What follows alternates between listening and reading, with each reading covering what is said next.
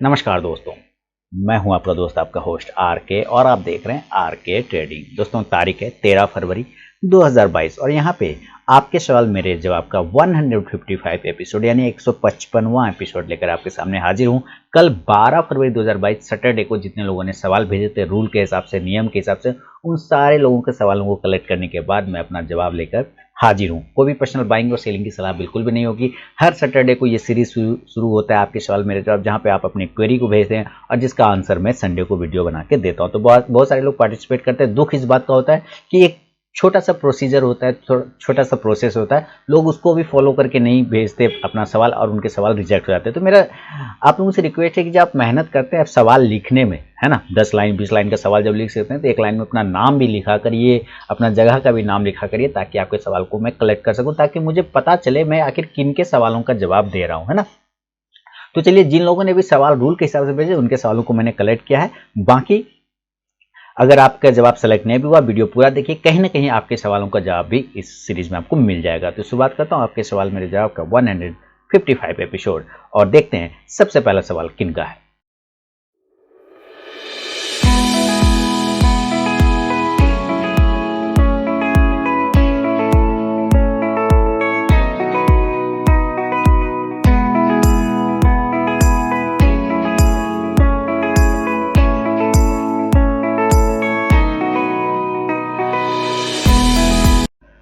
तो सबसे पहला सवाल टोनी गुप्ता जी ने रांची से लिखा है कि नमस्कार सर, आपका वीडियो देखा मार्केट आउटलुक का, तो थोड़ा टेंशन वाला माहौल तो साफ पहले दिख रहा था, पर आपके वीडियो ने कंफर्म कर दिया। मेरा पोर्टफोलियो 12 लाख तक का है और इसको मैं हेज करना चाहता हूं, तो कौन सा पुट एंड कॉल बाय करूं ताकि कुछ सुरक्षा मेरे पोर्टफोलियो को मिले, प्लीज सजेस्ट कीजिए। ओके, KRBL को बाय किया है 240 पर, इसका एसएल और टारगेट बता दीजिए। PNB गिल्स को बाय किया है 69 पर, लॉन्ग के लिए इसको एड किस प्राइस पे किया जाए और क्या इसमें एसएल लगाना चाहिए। HFCL को बाय किया है 81 पर, लॉन्ग टर्म के लिए इसको क्या एड कहाँ किया जाए। सबसे पहले मैं टोनी जी के पहले सवाल का जवाब दूंगा कि कौन सा कॉल या पुट लेना चाहिए। सर, कॉल क्यों लेना है? ये कॉल तो लेना ही नहीं है ना, क्योंकि पोर्टफोलियो आपने ऑलरेडी बना रखा है, तो कॉल लेने की बात ही नहीं आती। बात होती है पोर्टफोलियो को प्रोटेक्ट करने का, पोर्टफोलियो को प्रोटेक्ट करने का। और मैंने उसी वीडियो में आंसर भी कर दिया है कि आपको OTM का पुट लेना चाहिए, यानी कि आउट ऑफ द मनी, यानी दूर का लेना चाहिए। समझ रहे हैं ना, दूर का लेना चाहिए, ताकि अगर मार्केट में वॉलेटिलिटी आती है नीचे की साइड में तो आपको वहां पे प्रॉफिट बन सके। कॉल, आपका पोर्टफोलियो डाउन होगा, आपका पोर्टफोलियो नीचे आ जाएगा मार्केट नीचे पर, तो ये पुट ऊपर जाएगा। तो कॉल तो ले नहीं सकते, लेना होगा आपको पुट। अब पुट लेना होगा दूर का, जैसे कि अभी निफ्टी 17,000 के आसपास ऊपर में चल रहा है ना, 17,300 के आसपास में चल रहा है, तो आपको नीचे का लेना होगा 16,700 16,800, दूर का लेंगे ना 16,500, तो आपको उसका बेनिफिट मिल सकता है। लेकिन आपको ये मान के चलना होगा कि वो प्रीमियम आपका खत्म हो सकता है, माइनस भी हो सकता है। कारण कि अगर नहीं गिरा मार्केट तो वो तो प्रोटेक्शन के लिए आपने लिया, मार्केट नहीं गिरा, मार्केट ऊपर गया, तो आपका तो पोर्टफोलियो प्रॉफिट में रहेगा, तो ये प्रीमियम आपका खत्म हो जाएगा। तो ये अगर आप रिस्क ले सकते तभी आप इसको लीजिएगा, क्योंकि ये हेज होता है प्रीमियम सुरक्षा प्रदान करने के लिए, ये पे करना पड़ता है। प्रीमियम तो हम लोग पे करते हैं ना, इंश्योरेंस लेते हैं तो प्रीमियम पे करते हैं ना, तो जस्ट लाइक वो प्रीमियम वापस तो आता नहीं हमारे पास, तो ठीक उसी तरह से प्रीमियम देना पड़ेगा। दूर का लीजिएगा ना, 16,500 700 दूर का लीजिए तो ज्यादा बेहतर है। आउट ऑफ द मनी में ज्यादा वॉलेटिलिटी में वहां पे पैसा बन सकता है और आपका पोर्टफोलियो हेज हो सकता है। मैं हमेशा सारे लोगों को बोलता हूं, अपने पोर्टफोलियो, अगर आपका पोर्टफोलियो बड़ा है तो आपको उसको जरूर प्रोटेक्शन देना चाहिए। एक पुट हमेशा अपने पोर्टफोलियो में ऐड करके रखना चाहिए, जहां पर आपको आपका पोर्टफोलियो रात में जब आप सोएं तो चैन से सो सकें, ताकि अगर वो गिरता भी अगले दिन तो आपका पुट जो है आपको प्रॉफिट में कवर करके दे सकता है। क्लियर है ना? उम्मीद करता हूं ये काफी लोगों को समझ में आएगा। और जिन लोगों ने मार्केट आउटलुक वाला वीडियो नहीं देखा है, रिक्वेस्ट करूंगा बाजार हाट न्यूज चैनल पे जाए और मार्केट आउटलुक वाला वीडियो देखिए, आपको डिटेल पता वहां पे चल जाएगा, जो कल ही मैंने पोस्ट किया है। अब इनके शेयर पर आते हैं, स्टॉक पर आते हैं। KRBL को इन्होंने 240 पर लिया है, इसका एसएल और टारगेट जानना चाहते हैं, तो चलते हैं KRBL के पास और देखते हैं कि क्या लेवल अभी चल रहा है। 240 पर KRBL लिया हुआ है और ये आगे KRBL 240 पे लिया, 228। देखिए सर, इसको अगर एक्यूमुलेट करना है तो यही एरिया, ये इसका इंपॉर्टेंट सपोर्ट एरिया है, जिस जगह पर ये स्टॉक खड़ा KRBL, क्योंकि अगर ये एरिया 220 को तोड़ देता है अगर नीचे, तो बहुत कमजोर हो जाएगा, फिर आपको एक्यूमुलेशन एरिया 200 के आसपास बनेगा। समझ रहे, स्टॉप लॉस भी 200 का ही बनेगा। यहां से जो आपका स्टॉप लॉस है वो 200 रुपए के आसपास का स्टॉप लॉस बन रहा है। अगर ये यहाँ नहीं आया और ऊपर की साइड में भागा तो 240 के ऊपर फिर आप इसमें क्वांटिटी और ऐड कर सकते हैं तो 260 280 मिलेंगे, लेकिन नीचे आने पे आप 200 के पास क्वांटिटी ऐड कर सकते हैं KRBL में। देखिए ये लंबे समय के लिए भी रखिए क्योंकि ये बासमती राइस बनाती है, अच्छा इंडिया गेट वाली बनाती है, तो मुझे लगता है इसमें मूवमेंट आपको बनेगा, लेकिन थोड़ा टाइम लग सकता है KRBL में। तो ये व्यू है टोनी जी आपके KRBL पे। दूसरा जो आपने लिया हुआ है KRBL के अलावा वो है PNB गिल्ड्स को 69 पे बाय किया। तो चलते हैं PNB गिल्ड्स में भी देखें क्या परेशानी आ रही। अभी सारे आपको नीचे मिलेंगे क्योंकि मार्केट ही थोड़ा नीचे आया हुआ है। तो 69 पे लिया, 65 चल रहा है, एक्यूमुलेट करना होगा। आपने लॉन्ग टर्म लिया, पहला क्लियर कर दिया तो बहुत अच्छी बात है। अगर आपको 60 से 55 के बीच में मिलता है तो आप जरूर वहाँ पे क्वांटिटी को ऐड कर सकते हैं। अगर नहीं करते, नीचे नहीं आया और 70 के ऊपर निकल गया मान लेते हैं, तब आपको 70 के ऊपर भी ऐड कर सकते हैं, 74 76 और 78। लॉन्ग टर्म के लिए लिया तो इसका टारगेट के भी वेट ना करें, लॉन्ग टर्म के लिए रहा तो उसको थोड़ा टाइम दीजिए, लंबा टाइम दीजिए, देन ये आपको एक अच्छा मूवमेंट बना के प्रॉफिट बना के PNB गिल्ड्स देगा।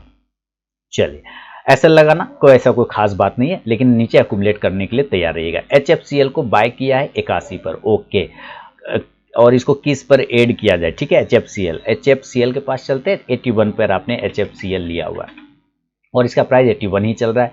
अगर ये नीचे गिर जाता है, सपोज जिस तरह से ये ट्रेंड लाइन का सपोर्ट लेते हुए ऊपर की साइड में चल रहा है, और ये अगर ये नीचे गिरता है तो मेरे ख्याल से आपको इसको 70 से 65 के पास में एक बार एक्यूमुलेट करना चाहिए। नहीं हो पाता है, नहीं आता है नीचे, कोई प्रॉब्लम नहीं, ऊपर 85 के ऊपर निकलेगा फिर वहाँ पे क्वांटिटी ऐड कर सकते हैं, ऊपर की तरफ में टारगेट खुलेंगे। लेकिन ये लॉन्ग टर्म का व्यू रखा है आपने तो ये बहुत अच्छा काम किया। तो बस एक्यूमुलेशन जोन मैंने आपको बता दिया, ऊपर के साइड में भी और नीचे के जोन में, इस पे आप नज़र बना के चलें टोनी जी। तो ये है आपके सारे स्टॉक्स पे मेरा अपना जवाब। फीडबैक देना बिल्कुल ना भूले। बढ़ूंगा अगला सवाल की तरफ। टोनी जी के बाद जो सवाल, अच्छा मैं बता दूं, जो अगर स्विंग ट्रेडिंग ग्रुप में ऐड होना चाहते हैं आप लोग तो मेरे लिंक के through Fyers account blue, Fyers Alice Blue एक और जेरोधा या एंजल वन किसी एक में अकाउंट ओपन करिए, देन मैं आपको अपने स्विंग ट्रेडिंग ग्रुप में ऐड कर लूंगा।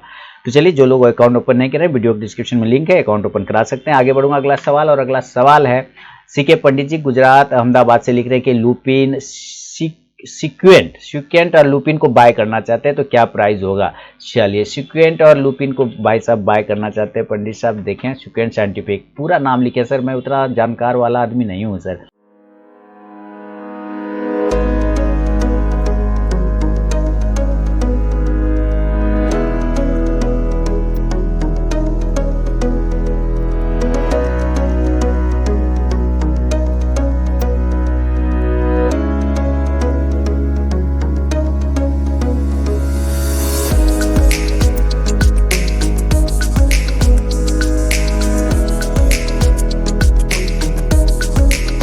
कि आप थोड़ा लिखेंगे मैं पूरा समझू, नहीं आप लिखेंगे, देखिए सिक्वेंट साइंटिफिक, स्पेलिंग भी आपने सही नहीं लिखा, खैर कोई बात नहीं।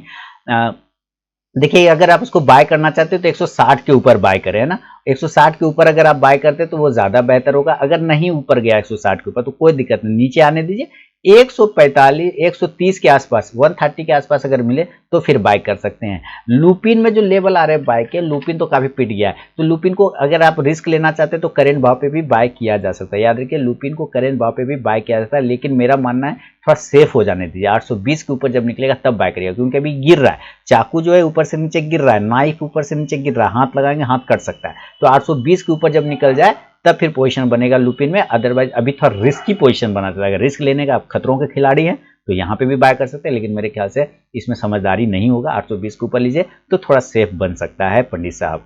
तो ये है CK पंडित जी के सवाल पे मेरा अपना जवाब, गुजरात अहमदाबाद से इन्होंने लिखा था। बढ़ूंगा अगला सवाल की तरफ, और अगला सवाल तनवीर आलम जी दिल्ली से लिख रहे हैं, सर मेरे पास इंडसइंड बैंक फरवरी 1000 की कॉल है, 24 में बाइंग किया है, अपोलो हॉस्पिटल 4530 की बाइंग है, रूबी मिल्स 419 की बाइंग है, और टारगेट स्टॉप लॉस क्या होगा। तो सबसे पहले हम लोग रूबी मिल्स पर चलते हैं, 419 पर आपने लिया हुआ है, चलते हैं रूबी मिल्स के पास में 419, देखिए 402 पर चल रहा है, ठीक है कोई बात नहीं। स्टॉप लॉस तो सर बहुत बड़ा लग रहा है इसका, 360 से 350 के आसपास का एक स्टॉप लॉस लगेगा, और जो प्राइस आपने लिया ना वही प्राइस उसका रेजिस्टेंस है 420। 420 को जब ब्रेक करेगा तब ऊपर 440 से 460 तक के टारगेट आपको दिखेगा रूबी मिल्स में। अपोलो हॉस्पिटल की बात कर लें, और आपने अपोलो हॉस्पिटल किस प्राइस पे लिया, जरा इसको भी चेक कर लेते हैं। अपोलो हॉस्पिटल आपने 4530 पर लिया है और अभी 4514 पे चल रहा है। देखिए स्टॉप लॉस तो आपको 4200 रुपये का लग रहा है। ये थोड़ा सा, ये सब स्टॉक्स में दिक्कत यही है, इसका स्टॉप लॉस ही इतना बड़ा हो जाता है कि नंगा नहाएगा क्या निचोड़ेगा क्या वाला हालत हो जाता है। ठीक है, ये इतना बड़ा बड़ा स्टॉप लॉस बनाता है ये सर ना, कि मैं जल्दी से सजेस्ट तो नहीं कर पाता हूँ, क्योंकि मुझे पता है कि रिस्क रिवॉर्ड फेवरेबल नहीं बनता। अब देखिए ये चला गया, वापस से ऊपर भाग जाए और 400-600 पॉइंट मिल जाए, वो अलग बात है। पहले मैं अपना रिस्क देखता हूँ, रिस्क यहाँ पे 300 पॉइंट का बन रहा है, आपने ऑलरेडी ऊपर लिया हुआ है, तो 4650 के ऊपर निकलेगा तो मूवमेंट बनेगा 4800 से 5000 के लिए। नीचे स्टॉप लॉस लेकिन सर 4200 का बनेगा, उसके पहले तो ऐसा कुछ दिख ही नहीं रहा है। 4200 के नीचे कमजोर हो जाएगा। और अब आपने किसका लिया है, कॉल ऑप्शन लिया हुआ है आपने इंडसइंड बैंक का, फरवरी 1000 का कॉल 24 पे लिया है, तो ठीक है सर। तो यहाँ हम लोग देखते हैं इंडसइंड बैंक का कॉल ऑप्शन आपने लिया हुआ है। अभी तो इंडसइंड बैंक मूवमेंट में है, इंडसइंड बैंक में ऐसे कोई दिक्कत नहीं है, इंडसइंड बैंक में एक अच्छा मूवमेंट बन रहा है, 1000 के ऊपर जाने को तैयार है, 24 पे लिया है। तो हम लोग इसका कॉल ऑप्शन देखते हैं कि क्या चल रहा है। इंडसइंड बैंक का आपने लिया हुआ, तो जाहिर सी बात है मंथ वाला ही लिया होगा, यही फरवरी मंथ वाला लिया होगा। इंडसइंड बैंक है ना, इंडसइंड बीके लिख रहा हूँ। देन आपने 1000 का कॉल ऑप्शन लिया है और 1000 लिख देता हूँ, 24 पे लिया है, 24 पर लिया, ये फरवरी का ही लिया होगा मेरे ख्याल से। और अभी 9 रुपये पे चल रहा है अपना, ये सॉरी 20 रुपये पे चल रहा है, आपने 24 पे लिया, ठीक है। तो सर वही बात है, जहां पर आपने लिया वही उसका हर्डल है, 26 रुपये का एक रेजिस्टेंस है इसको, जब तक ये 26 को ब्रेक नहीं करेगा ऊपर नहीं जाएगा। लेकिन मैं आपको कैश के ज़्यादा अच्छा से चार्ट बताता हूँ। कैश का अगर वो लेवल ब्रेक हो जाए तो आप समझिएगा एक मूड में, कैश का लेवल आता है 1000 का लेवल आता है इसका, 1000 के ऊपर 995 से 1000 का लेवल, अगर ये एरिया ब्रेक हो जाता है देन आपको एक बहुत अच्छा प्रॉफिट बना के देगा इंडसइंड बैंक, जो 1040 से 1060 तक जाएगा। देन आपका वहां पे ऑप्शन जो है 30 से 35 रुपए तक का, मुझे लगता है वहां पे मूवमेंट आपको पॉइंट पहुंचा सकता है। 24 पे लिया ना, 30 से 35 तक आराम से वहां पे दिखा सकता है इंडसइंड बैंक, लेकिन इसके लिए इसको 1000 के ऊपर निकलना पड़ेगा इंडसइंड बैंक को सर, उसके पहले तो नहीं। तो ये आपके लिए व्यू है तनवीर जी, इंडसइंड बैंक, अपोलो हॉस्पिटल और रूबी मिल्स पर। उम्मीद है फीडबैक देना बिल्कुल ना भूलें। चलूंगा अगला सवाल की तरफ, और अगला सवाल सहरसा बिहार से संजय मिश्रा जी लिख रहे हैं कि good evening, I have purchase Ambuja cement 365, Mahindra CI को लिया हुआ है 207 रुपये पे, रेन इंडस्ट्रीज 225 पर खरीदा गया, Balrampur Chini 442, DLF 375, DCM Shriram 105, Bombay Dyeing 115। वाह, तो प्लीज प्रोवाइड एसएल टारगेट। मुझे ये तरीका जानना है, एक्चुअली मैं अपना सवाल पूछता हूँ, मुझे ये तरीका जानना है कि जब इतने सारे स्टॉक एक साथ खरीद लेते हैं तो नज़र कैसे रखते हैं, ट्रैक कैसे करते हैं, क्योंकि जो भी लिया है लॉन्ग टर्म के लिए तो लिया ही नहीं है, लिया तो सारे शॉर्ट टर्म के लिए है। तो शॉर्ट टर्म में क्या होता है कि किस तरह से आप नज़र रखते हैं, ये जानना बहुत जरूरी है। क्योंकि शॉर्ट टर्म का क्या मतलब होता है कि आपकी नज़रें बहुत तेज होनी चाहिए, तभी आप, मेरे ख्याल तो हो सकता है आपकी नज़र बहुत तेज हो तभी आप इतना सारा ले पाते हैं और देख पाते हैं। इसके लिए मैं आपको बधाई और मुबारकबाद दोनों देना चाहूँगा। तो चलते हैं, अंबुजा सीमेंट 365 के आसपास में आपने लिया हुआ है, चलते अंबुजा सीमेंट, बहुत बढ़िया, 365, 367 चल रहा है, कोई दिक्कत। 340 का स्टॉप लॉस लगेगा, 380 का रेजिस्टेंस है, 380 को ब्रेक करेगा, 400 420 तक के टारगेट अंबुजा सीमेंट पे आपको बनेंगे, लेकिन स्टॉप लॉस 340 रुपए के आसपास का बनेगा, उससे छोटा स्टॉप लॉस तो दिख ही नहीं रहा है यहाँ पे। महिंद्रा सीआईई को लिया हुआ है, महिंद्रा सीआई, और चेक कर लें जरा महिंद्रा सीआई आपने लिया 225 के 207 के आसपास में आपने लिया, तो चलते हैं 207, आपने 211। स्टॉप लॉस सर लगाना होगा, छोटा सा स्टॉप लॉस यहाँ पे लगेगा, 200 रुपये का ही लगेगा, 200 रुपये के नीचे आने पे ये कमजोर हो जाएगा महिंद्रा सीआई, और अगर 220 के ऊपर निकलता है तो 240 तक भी महिंद्रा सीआई जा सकता है। महिंद्रा सीआई के अलावा रेन इंडस्ट्रीज 225 पे है आपका, तो चलते हैं हम लोग रेन इंडस्ट्रीज के पास, 225 और 232 चल रहा है, 7 पॉइंट ऑलरेडी है, 220 का स्टॉप लॉस लगा लीजिए।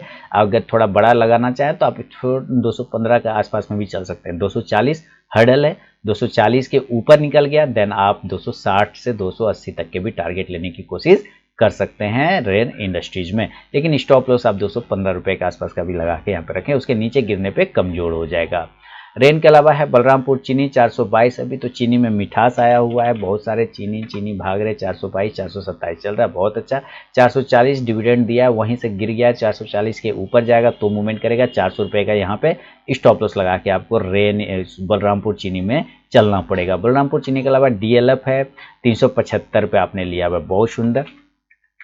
375 पे डीएलएफ को आपने लिया, 378 के आसपास का प्राइस है। स्टॉप लॉस लगाना होगा 355 से 360 के आसपास का, क्योंकि बार बार स्टॉक इसी जगह से रिजेक्शन ले रहा है। तो अच्छी बात है, यहाँ से अगर गिर गया तो कमजोर हो जाएगा, नहीं गिरा तो यहाँ से मजबूत हो जाएगा। 400 के ऊपर निकलने के बाद 420 से 440 तक के टारगेट डीएलएफ में भी आपको देखने को बनेंगे। डीएलएफ के अलावा डीसीएम श्रीराम 105 और बॉम्बे डाइंग 115 है। डीसीएम श्रीराम, तो चलते डीसीएम श्रीराम 105 पे लिया, 160 चल रहा है। स्टॉप लॉस 100 रुपये का लगा लीजिए। 110 के ऊपर जाने के बाद 115 से 120 के टारगेट बनेंगे। बॉम्बे डाइंग की बात करें तो बॉम्बे डाइंग आपने लिया हुआ है 107 रुपये के आसपास में। बॉम्बे डाइंग है 115 पर, 118 पर ट्रेड हो रहा है। तो स्टॉप लॉस 114 रुपये, छोटा सा स्टॉप लॉस लगाइए। थोड़ा बड़ा लगाना चाहे तो 105 रुपये का लगाइए। रजिस्टेंस 125 का, 125 के ऊपर अगर निकल गया तो बॉम्बे डाइंग में आपको एक बड़ा मूवमेंट देखने को फिर बन सकता है। बॉम्बे डाइंग काफ़ी दिन से एक ही जगह पर था, वहाँ से ब्रेकआउट आया और अच्छा जगह चल रहा है। ये लेवल आपका हर्डल है, 115 के नीचे आने पे कमजोरी दिखाएगा। उसके बाद अगर नहीं आता है अच्छी बात है, इसलिए मैंने आपको 105 का बोला कि 105 का स्टॉप लॉस लगा होल्ड करिए। 120 से 22 ऊपर ब्रेक करता है 25 को तो 130 से 40 तक के टारगेट बॉम्बे डाइंग फिर आपको दिखा सकता है। तो ये है संजय मिश्रा जी के सवाल पर मेरा अपना जवाब।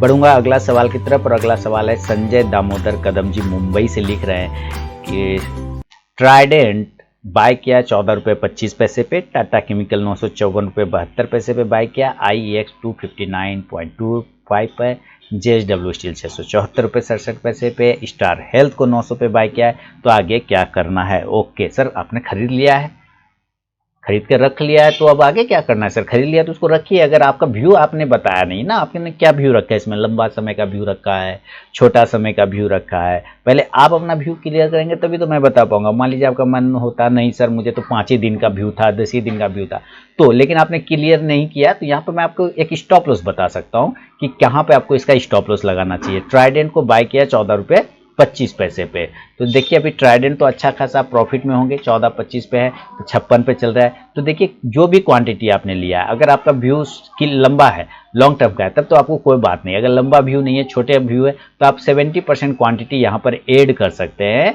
ट्राइडेंट को कितना 70% क्वांटिटी आप ऐड कर सकते हैं, बाकी को आप छोड़ दीजिए, पड़ा रहने दीजिए, कोई दिक्कत वाली बात नहीं है इस पर। दूसरा आपने IEX टाटा केमिकल 954.72 पे लिया, थोड़ा निगेटिव चल रहा है टाटा केमिकल मेरे ख्याल से। टाटा केमिकल हाँ 954.72 पर लिया ना, बिल्कुल, और वहाँ पे अभी थोड़ी कमजोरी दिख रही है 954.72। देखिए इसके पास जो दिक्कत है ना 985 से 990 रुपये का दिक्कत है। आप स्टॉप लॉस लगा लीजिए सर 880 रुपये का, क्योंकि 880 के नीचे जाने पे बहुत ही खराब हो जाएगा, फिर ये 800 तक भी गिर सकता है टाटा केमिकल। इसके अलावा आपने IEX 259.25 पे लिया।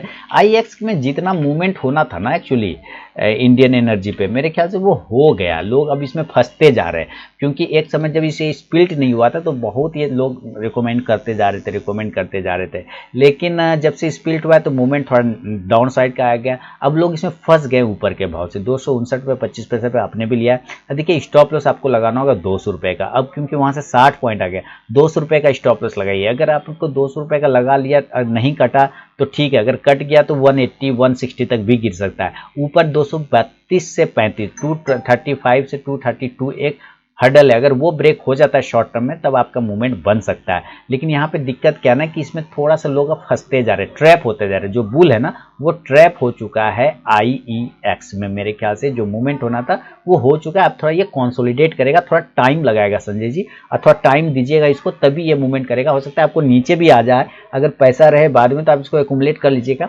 लेकिन करंट भाव पे 180 का एक स्टॉप लॉस और 200 के बीच का लगा के रख के चल सकते हैं IEX पर। इसके अलावा JSW स्टील 674 रुपये 67 पैसे पे है, तो चलते हैं JSW स्टील की तरफ। 674 रुपये 67 पैसे JSW स्टील 674 रुपये से इस पे बने रहिए। मेरे ख्याल से आपको स्टॉप लॉस यहाँ पे 620 रुपये का लगा के होल्ड करना है, 680 रुपये, और इसको लंबे समय के लिए रखिएगा। इसको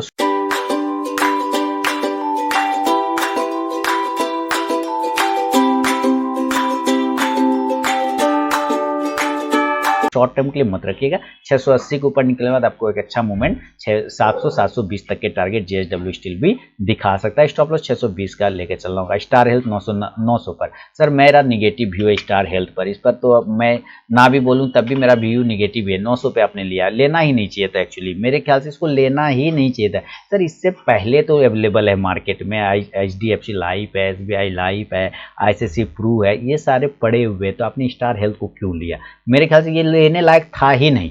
अब जब ले लिया है तो खैर कोई बात नहीं, 750 का स्टॉप लॉस लगा लीजिए। 800 का हर्डल है, वो टूटता है तो ठीक है, बशर्ते इस पर मेरा व्यू बिल्कुल बिल्कुल निगेटिव है स्टार हेल्थ पे। तो ये है संजय दामोदर कदम जी के सवाल पे मेरा जवाब। उम्मीद है संजय जी फीडबैक जरूर देंगे। और अब बढ़ूंगा एक खास सवाल नहीं बल्कि एक फीडबैक की तरफ बढ़ूंगा दोस्तों, जो भेजा है यशपाल शर्मा जी यमुनानगर हरियाणा से। काफ़ी पुराने व्यूवर हैं यशपाल शर्मा जी यमुनानगर हरियाणा से। इन्होंने जो लिखा है नमस्कार। इन्होंने कोई सवाल नहीं लिखा है दोस्तों, इन्होंने एक फीडबैक दिया है मेरे बारे में, और मैं बहुत ही इनको नमस्कार और प्रणाम करना चाहूँगा कि लोग फीडबैक नहीं देना पसंद करते। लोग मुझसे चाहते तो हैं कि मैं उनकी सेवा करूं, मैं उनके सवालों का जवाब दूं, लोग मुझसे चाहते हैं, लेकिन जब मैं उनसे कहूंगा कि आप फीडबैक दीजिए तो पता नहीं उनकी उंगलियां काम करना बंद कर देती है। लेकिन मैं यशपाल जी का बहुत बहुत शुक्रगुजार हूँ, उन्होंने फीडबैक दिया है कि सर मैं आपका बहुत शुक्रगुजार हूँ। अच्छा, ये मेरे शुक्रगुजार, मैं इनका शुक्रगुजार हूँ क्योंकि इन्होंने फीडबैक दिया। आपके यूट्यूब वीडियो देखकर ट्रेडिंग में काफ़ी चेंज आ गया है, थैंक यू सर। पहले ट्रेडिंग में लॉस होता था तो उसे बढ़ता हुआ देखता रहता था, इस उम्मीद में कि शायद ट्रेड मेरे फेवर में आ जाए, बट ट्रेड कट करने की हिम्मत नहीं होती थी। बट आपसे काफ़ी बातें सीखी है, जैसे कि लॉस दिखे तो ट्रेड कट करो। इससे मेरी मेंटलिटी चेंज हुई है और अब मेरा लॉस होना बहुत कम हो गया है। मैं आपके वीडियो 2018 से देख रहा हूँ।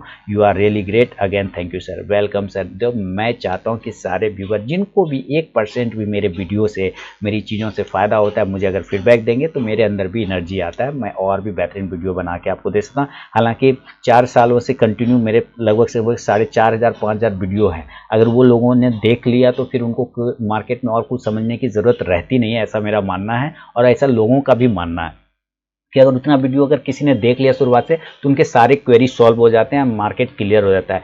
तो यशपाल जी का मैं बहुत बहुत धन्यवाद करना चाहूँगा कि मेरा 1% भी अगर काम आ गया इनके, तो मैं अपना चाहूँगा मेहनत मेरा सफल हो गया। तो ऐसे बहुत सारे व्यूवर होंगे जिनको कहीं ना कहीं फ़ायदा ज़रूर होता होगा मेरे वीडियो से, जो मुझे कॉल करके बताते भी हैं। लेकिन मैं फीडबैक चाहता हूँ सारे लोगों से कि जिनको जो फील हुआ वो मुझे कमेंट करके बताएं, वो मुझे मैसेज करके बताएं। और यशपाल जी से खासकर शुक्रगुजार मैंने करना चाहूँगा, आप निवेदन करना चाहूँगा कि यशपाल जी अगर आपका अपना कम कीमती समय से 2 मिनट टाइम निकाल के मुझे फ़ोन करें और आप अपने बारे में कुछ बताइए जो कि मैं अपने व्यूवर से शेयर कर सकूं कि किस तरह का आपका ट्रेडिंग साइकोलॉजी था, क्या चेंज हुआ और किस तरह से अब ट्रेडिंग करते हैं। तो ये नए व्यूवर को भी, नए ट्रेडर को भी सीखने और समझने में मदद मिलेगा आपकी बातें सुनकर। तो आप अगर समय निकाल कर मुझे 2 मिनट अपना इंटरव्यू दे सकें तो बहुत बहुत उसके लिए धन्यवाद। तो ये है यशपाल शर्मा जी यमुनानगर हरियाणा से। बहुत बहुत थैंक यू सर कि आपने अपना फीडबैक मुझे दिया, इसके लिए बहुत बहुत धन्यवाद।